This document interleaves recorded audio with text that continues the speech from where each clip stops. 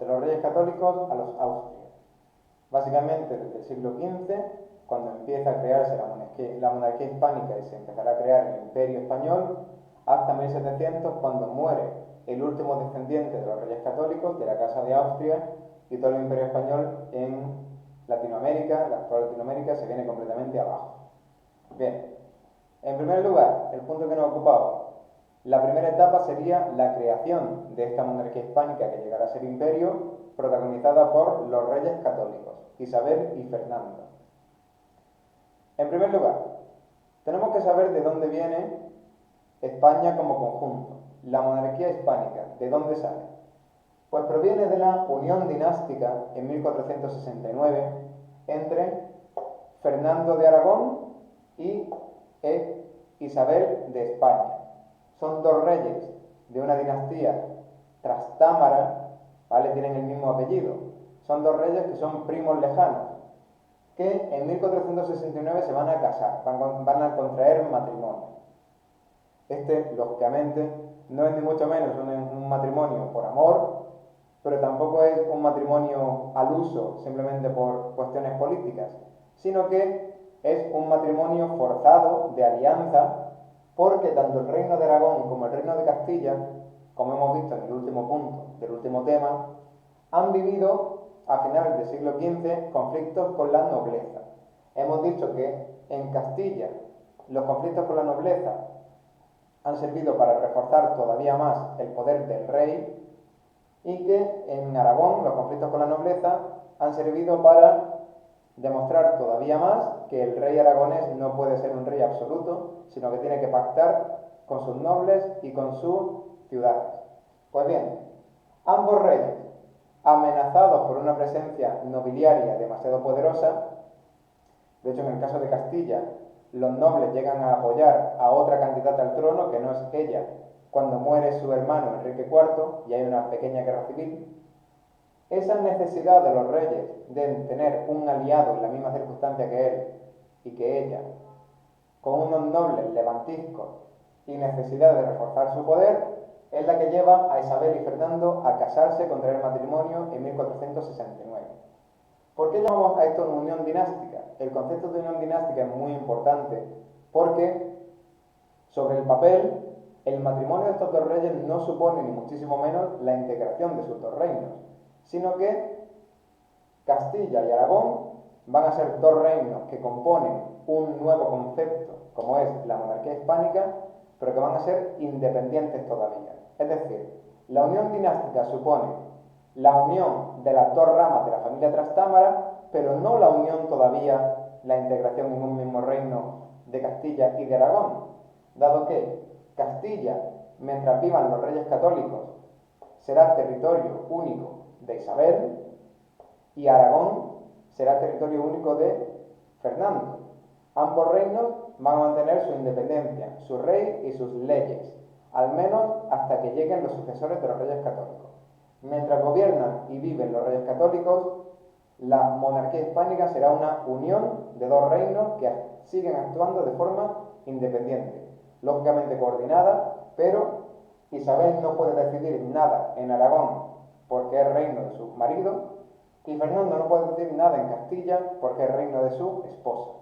Eso es lo que significa el concepto unión dinástica, no unión política total de ambos reinos. En fin, sin entretener, la política interior de esta nueva corona que va a ser la monarquía hispánica o que va a ser España. En primer lugar, se va a imponer la supremacía de Castilla. ¿Qué significa esto? Que en el conjunto, Castilla, que tiene más población, unas instituciones mucho más fieles al rey, que es más poderoso, más riqueza porque cobra parias de Granada, y en general una mejor situación para los reyes, va a ser el ejemplo a seguir. Es decir, poquito a poco, las instituciones castellanas y la situación de Castilla, con un rey más fuerte, se va a imponer a la situación de Aragón, con un rey más sometido a nobles y ciudades.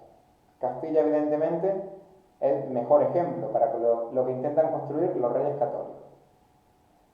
Se va a intentar reforzar progresivamente durante los 50 años de reinado el poder real.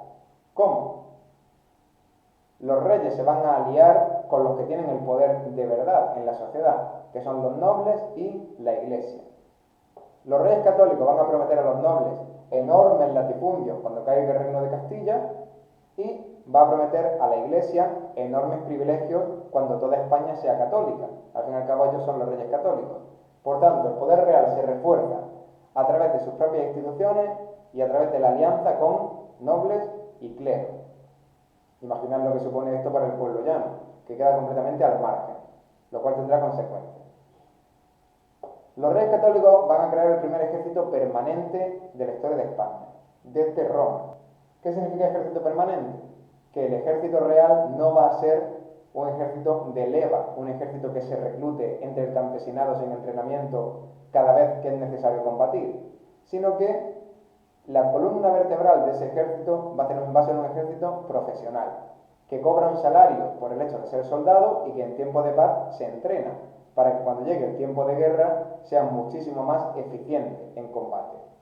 El ejército permanente de los reyes católicos será la base de lo que luego serán los tercios españoles, un cuerpo ultra profesional que dominará los campos de batalla europeos durante 100 años.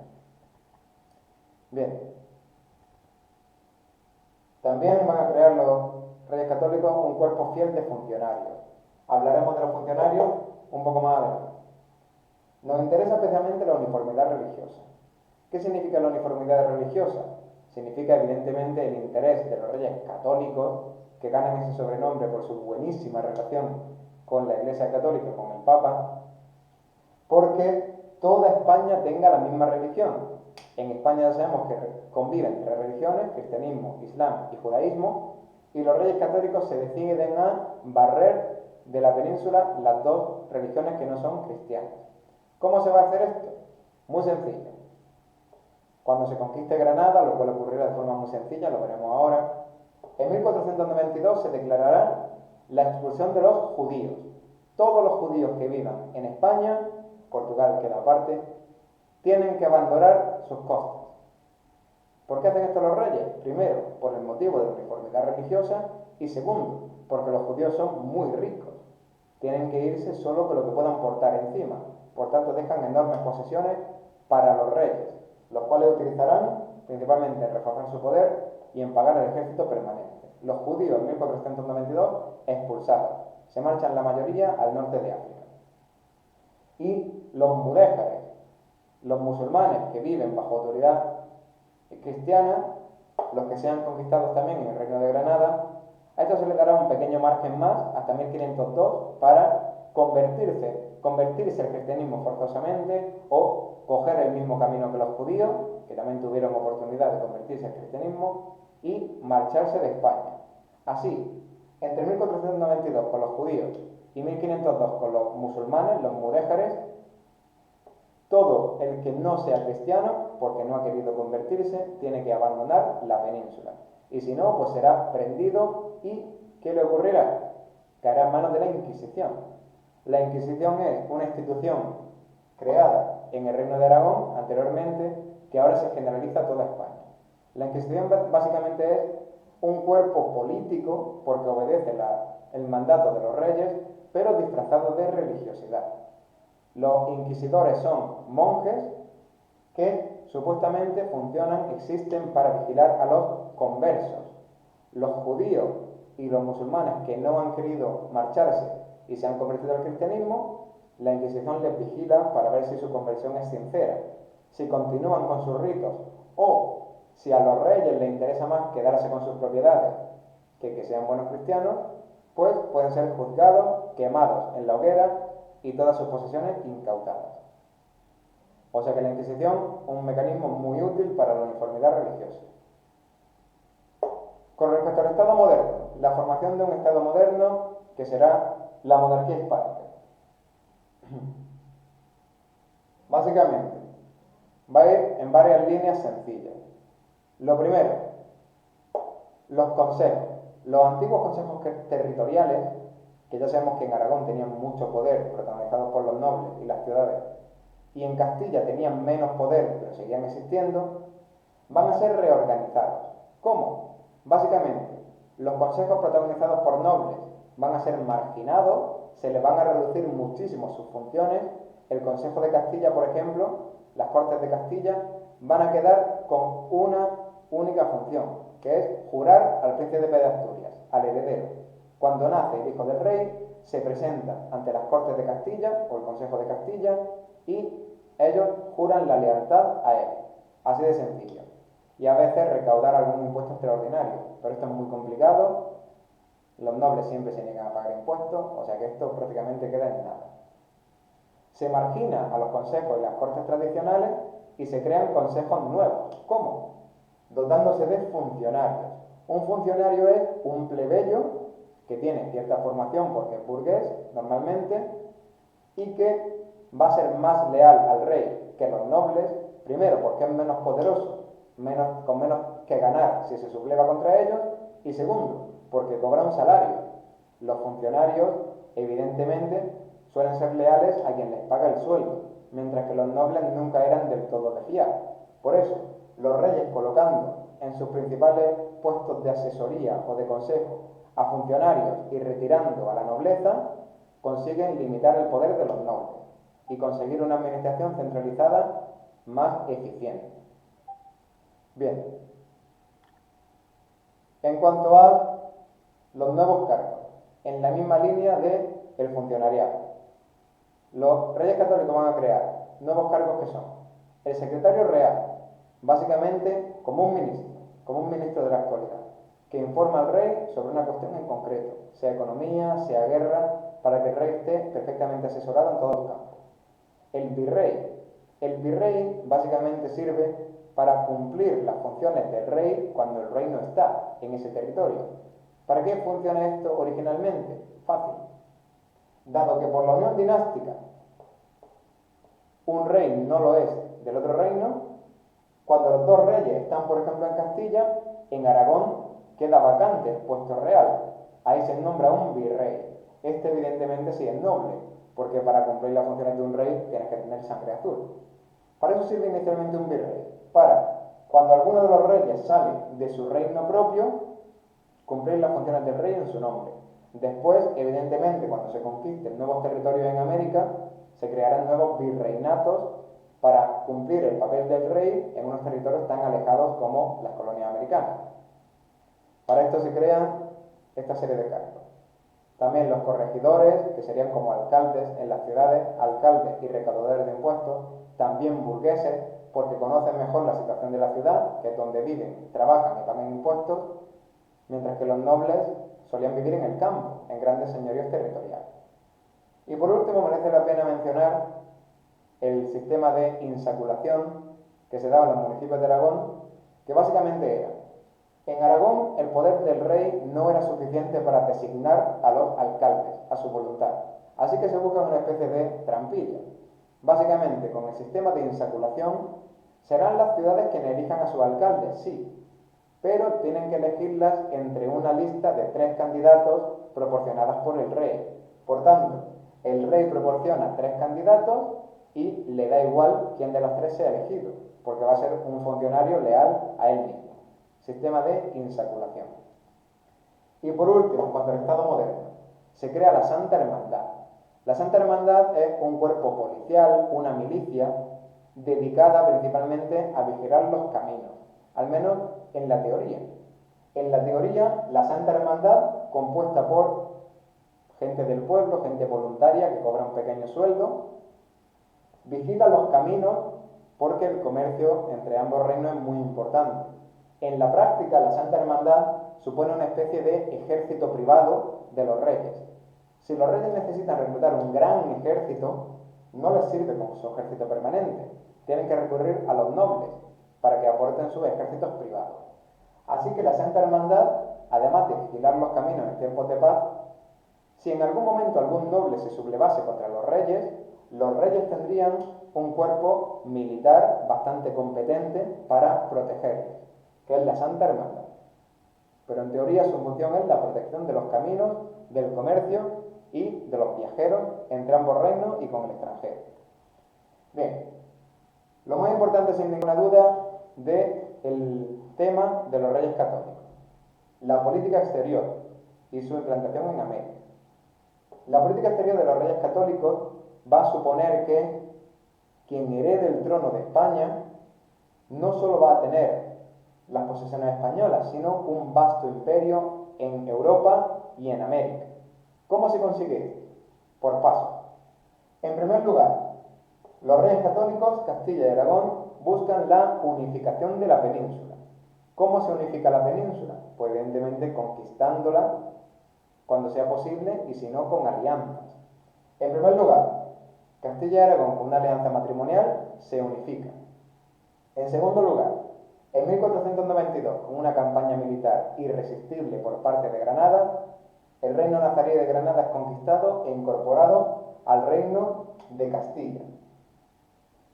Después, en 1512, pasa exactamente lo mismo con Navarra.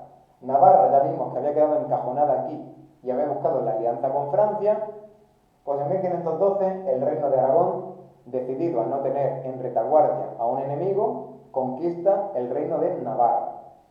Quedaría únicamente Portugal, pero Portugal es muy complicado de conquistar militarmente, porque es un reino muy grande y bastante poblado. Por tanto, lo que se intenta hacer con Portugal es una alianza matrimonial. Los reyes católicos casan hasta 3 de sus hijas con reyes portugueses en la esperanza de que un heredero unifique ambos reinos. Esto no va a ocurrir, por mala suerte, por mala salud de la reina, generalmente, de Portugal. Pero sí que tendrá una consecuencia futura. El bisnieto de los reyes católicos, Felipe II, casi 100 años después, heredará Portugal, gracias a las ramificaciones en cuanto a herencia que se crean con los matrimonios de hijos de los reyes católicos con príncipes de Portugal ahora. O sea que la unificación de la península se consigue con todo lo que sería la España actual, queda al margen Portugal, pero también estrechamente ligado en su futuro, por relaciones matrimoniales, al futuro español. Bien, además de la unificación de la península, ¿qué otros frentes tienen abiertos los reyes católicos? Pues en primer lugar, afianzan contra un enemigo que está destacando en Europa, que va a ser Francia. Francia será enemigo de España siempre, hasta que lleguen los Borbones. El enemigo número 1 de España, Francia. Pues Francia va a ambicionar los territorios aragoneses en Italia. ¿Cuáles son estos territorios? El reino de Nápoles, que engloba también Sicilia, Córcega y Cerdeña. Los reyes católicos van a afianzar su control sobre Italia frente a las ambiciones francesas, aliándose con el Papa, reyes católicos, y también, además de culminar la reconquista, conquistando el reino de Granada, van a hacer un esfuerzo más y llevar la guerra al otro lado del estrecho. No van a querer conquistar grandes extensiones de tierra, que en el norte de África no son muy valiosas, pero sí que van a conquistar lo que se llaman plazas fuertes, espacios clave en el norte de África, como serán Melilla, Orán, Trípoli y Argel. ¿Para qué? Controlando esas plazas fuertes es fácil defender la costa española de los piratas bereberes y también hacer cualquier expedición de represalia sobre el norte de África en caso de que esos piratas lancen un ataque generalizado contra España. Sirve para defender la frontera marítima, básicamente. Bien, en cuanto al aislamiento diplomático de Francia. Francia, como hemos dicho, destaca, despunta ya como principal enemigo de España, va a ser aislada diplomáticamente. ¿Qué significa esto? Los reyes católicos van a tejer una red diplomática en torno a Francia que la deje físicamente rodeada para, en el caso de que Francia ataque a España, la propia Francia sea atacada desde todos los frentes. ¿Cómo se hace esto? Con mucho éxito. Una vez más, usando a sus hijos. Los reyes católicos van a casar a sus hijos e hijas con príncipes de toda Europa y así van a conseguir alianzas matrimoniales. Luego también el nieto heredará territorios muy extraños gracias a esas alianzas matrimoniales. Básicamente, España se va a aliar con Inglaterra al noroeste, con el Sacro Imperio Romano Germánico en Alemania, al este de Francia, con el Papa Alejandro VI Borgia, un valenciano, con el que van a ser uña y carne. Esto va a suponer que efectivamente Francia quede completamente rodeada. En todos los frentes Francia queda rodeada por España y sus aliados, lo cual tendrá unas consecuencias inmediatas en el siguiente reinado que veremos. Y por último, lo que de verdad da origen al Imperio Español tal y como lo conoceremos durante 2 siglos. El Atlántico, las Islas Canarias y América. Ya dijimos que mientras que Aragón se había orientado hacia el Mediterráneo, Castilla lo hizo hacia el Atlántico. Pues bien, en el tercer cuarto del siglo XV se va a mandar a enviar una expedición a las Islas Canarias. Las Islas Canarias son islotes frente a la costa africana, habitados por unos indígenas llamados guanches, que están en la prehistoria y que son básicamente aniquilados por los conquistadores españoles. Las Canarias sirven tanto de base para la exploración hacia el oeste del Atlántico como de lugar de experimentación para implantar las colonias. La primera colonia española es las Islas Canarias y ahí se implantan todas las instituciones del Reino de Castilla. ¿Por qué las del Reino de Castilla? Porque son las que permiten controlar un territorio de una forma mucho más directa y perfecta por parte del rey. Por eso, las Canarias en primer lugar y luego América serán siempre colonizadas con las instituciones del Reino de Castilla, pasarán a formar parte del Reino de Castilla, mientras que los territorios del Mediterráneo forman parte de la corona de Aragón. Pues bien, ¿cómo se produce el descubrimiento de América? Esto es muy sencillo.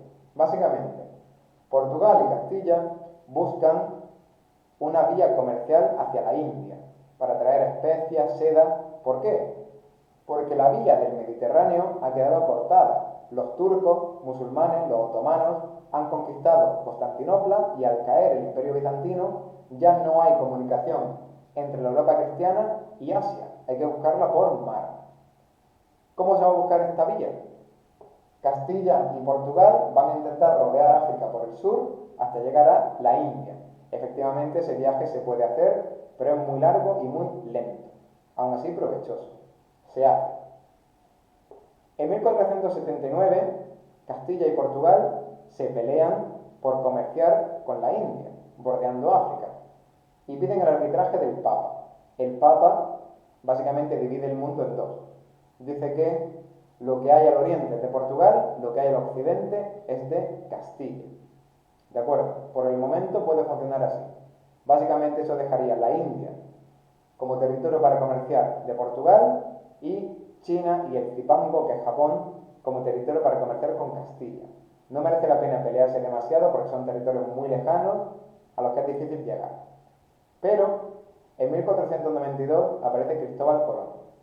Cristóbal Colón es un navegante de la ciudad de Génova, italiano, que gracias a la dominación de nuevos instrumentos de navegación como la carabela, que es un barco transatlántico, o como el astrolabio, que te permite situarte en el océano abierto sin necesidad de tener tierra cerca, de día y de noche, plantea la posibilidad de llegar a Asia, ¿vale? A China, a la India, ese es su objetivo original, no bordeando África por debajo, lo cual es muy largo y muy lento, sino directamente cruzando el Atlántico. Cristóbal Colón piensa, lógicamente, que la Tierra es redonda, esto es algo que se sabe desde la época de los griegos, pero piensa que el Atlántico es mucho más pequeño de lo que es en realidad. Piensa que navegando hacia el Atlántico se llegaría a Japón, a China y a la India. Los reyes católicos van a aprobar y financiar esa expedición y se van a producir 3 viajes liderados por Cristóbal Colón. Ya sabemos que así es como Cristóbal Colón descubrirá América.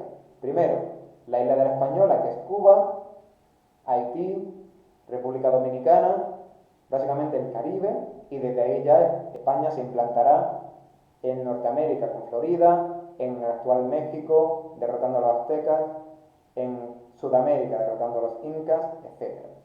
O sea que el viaje de Colón está motivado por la búsqueda de rutas comerciales, una alternativa a circunnavegar toda África para llegar a Asia. No tenían ni idea de que había un continente enorme en medio. Por eso a América se le llaman las Indias, porque originalmente Colón pensó haber cumplido su objetivo y haber llegado a la India de toda la vida. Pues bien, para terminar, el descubrimiento de tantísima tierra a Occidente, que muy pronto ya se comprende que es un continente nuevo e inexplorado, supone un nuevo desacuerdo entre Portugal y Castilla, porque, según la mediación del Papa, Para Portugal había quedado todo lo que estaba a oriente y para España todo lo que estaba a occidente. Por tanto, ese continente inmenso recientemente descubierto quedaba en manos de España. Nuevamente va a haber ese desacuerdo y otra vez va a mediar el Papa. Esto llevará al acuerdo definitivo, que es el Tratado de Tordesillas. ¿En qué consiste? Se tiende una línea, que ya veremos, os lo adjunto en una imagen, que básicamente divide el mundo según unos meridianos concretos, dejando para Castilla toda Norteamérica y toda Sudamérica excepto Brasil, y para Portugal, Brasil, toda la costa de África y toda la costa asiática. Esto, aunque sigue siendo mejor para España, porque es un territorio virgen que se puede colonizar muy sencillamente, el de América, ya satisface a Portugal, porque al fin y al cabo pensad que en 1494 todavía, aunque se sabe que América es un continente nuevo, no se sabe la inmensidad y la riqueza del mismo. Por tanto, la división de Tordesillas en dos grandes zonas de influencia para los dos grandes países colonizadores de la época, que son España y Portugal, satisface a ambas partes. Evidentemente, otros países como Inglaterra, Francia, no tienen nada que decir, no se les consulta, y cuando también se sumen a la carrera comercial con América, se saltarán a la torera el Tratado de Tordesillas. Pero por ahora, durante unos 50 años, se mantendrá vigente. Esto será lo que legitimará por la autoridad papal a España a conquistar, colonizar y evangelizar con toda la violencia que conlleva a los nativos de América.